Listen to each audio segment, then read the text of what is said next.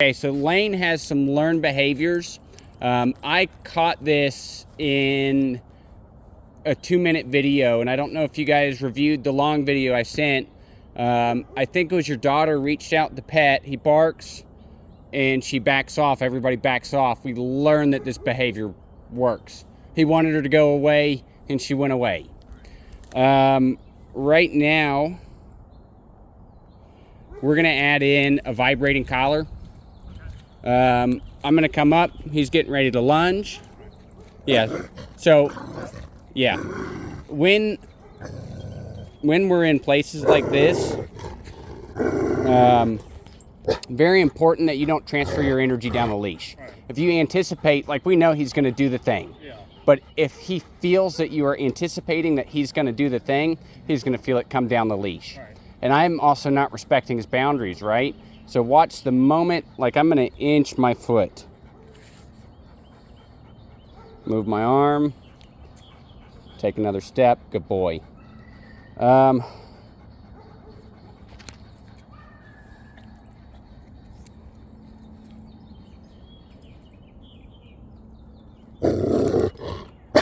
do you see even like an ounce of my movement? He said, okay. Take this. Ready? Yeah, I'm ready. Oh, bad throw. Nice catch. And feel it. We're on, right? Yeah. Okay, just a vibration. Okay. Go ahead, put it on him. Come on, man. He's fine right there. Oh, okay. We've kind of settled into space. He's learned, and I want you to notice his behavior has changed ever so slightly. He was very confident at the start, but I continued to approach. Right? If I do this in a bite suit, I can do it much more quickly because he can bite me 300 times in the suit and I may leave with a bruise. Right now, this is kind of how humans used to hunt, right? They would just slowly walk after something and show up. It's very threatening to him, right? He's putting on this big boisterous display and I can tell he's not a totally confident dog. But he appears to be, right? And so I'm gonna come up again, and look, I'm gonna jump. No.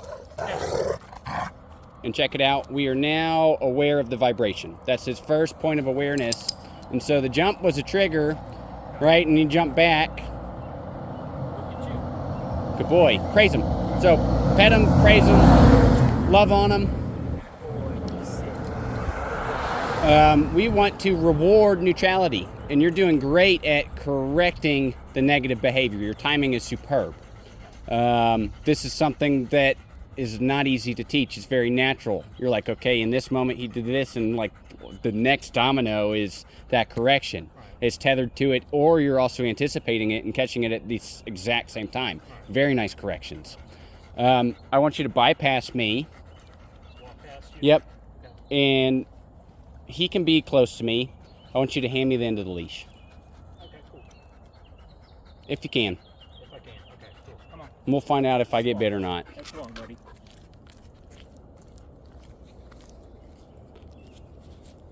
Keep walking or is it good? Yeah, you can keep walking.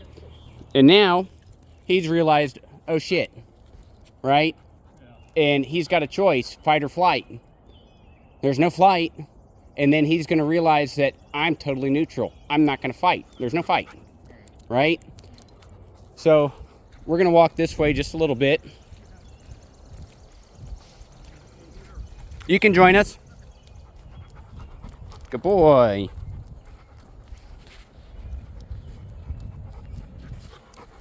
Yeah, very nice. So he had a moment of hesitation, and check it out. We'll pet once, nothing happened, and we're gonna keep walking, right? So that pet was like the threshold of what I could do with touching him, right? If I went to pet him again once he's turned around, now I've created conflict, right? This is a stressed dog. Like this panning, he's not tired, he's stressed. And a lot of that is the foreign sensation of vibration, right? It's new, it's scary, and it is averse, right? But it's just vibration. It's not going to kill him. And what we're doing is bringing his awareness from the time he's engaging in a negative behavior until the time that it stops.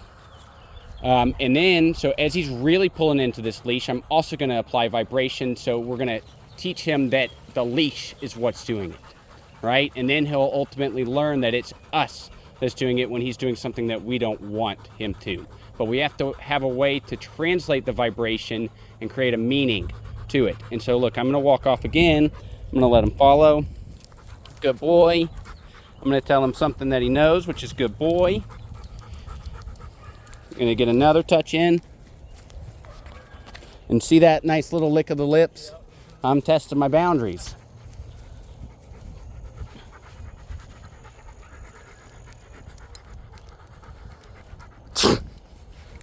Fake his knees, right? So all his program is about desensitization, habituation, counter conditioning. That first jump I did at him, he took it as a threat, right? I'm going to jump at him 10,000 more times, and he's going to realize sometimes people are just silly, right? People don't always behave like robots, right? And there will be a lot of people that do that in the real world.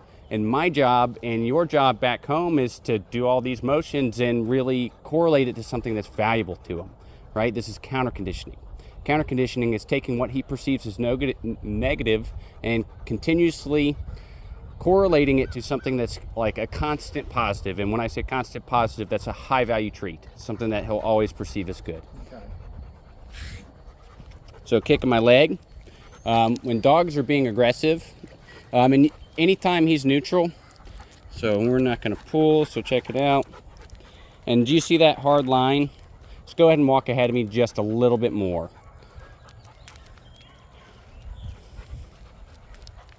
Good boy.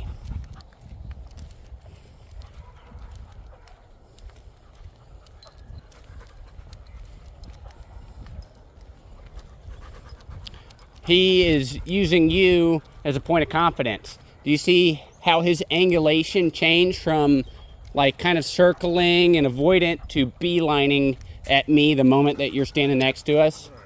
He's more confident next to you. This also is rooted in improper communication. He's confused, right? He feels like he should guard, and he also feels like he needs to guard for some reason.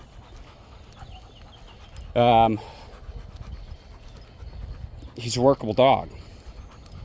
For sure. Boy.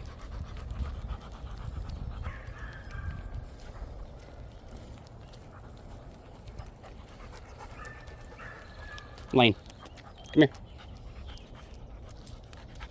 Come here. Ah.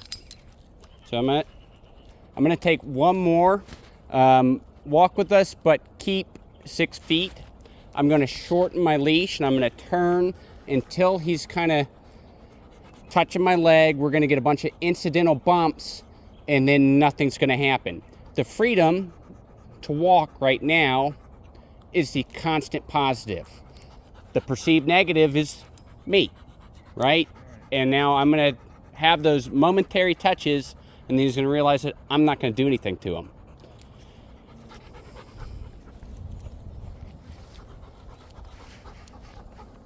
See that very ever so slight momentary touch there? Mm-hmm. These are very important and valuable to us. And now we're caught. And so I'm going to help him get what he wants. If I thought he was going to bite me at this point, and I could behave in a manner to elicit a bite. But I've read his behavior, and I know what he's going to choose to do if the right options are in front of him. Oh, sorry.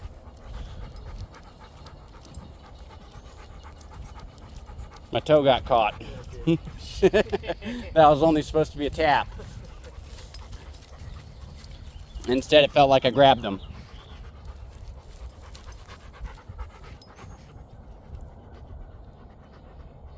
So we'll pause.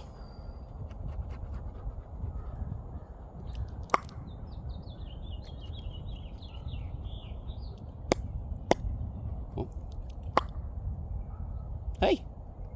Let's go. Come on. That's desensitization, right? You see those horses? Hey guys. So we'll wrap back and see how I'm working my leash to where he's just got to deal with the space. Again, desensitization. And look, we had that same leg to toe, and then mouth, like his actual mouth bumped my leg. He didn't mean to. And so that's bridging a huge gap.